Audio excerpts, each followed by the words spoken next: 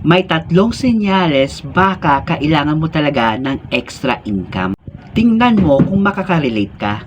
Number 1, palagi ka naghihintay ng sahod mo para bumayad ng bills. Number 2, kapag meron emergency, wala ka nakahandang pondo para sa biglaang gastos. At number 3, meron ka mga pangarap sa pamilya mo pero parang kulang yung kinikita mo para maabot ito.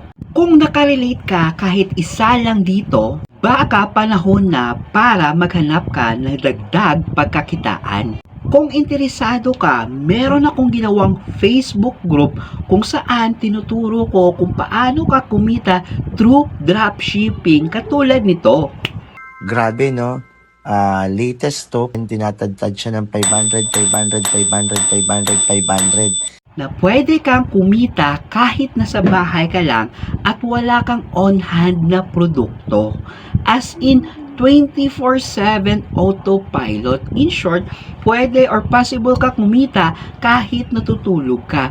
So kung gusto mo malaman yung Facebook group na ito, just comment below group at ibibigay ko sa iyo yung details.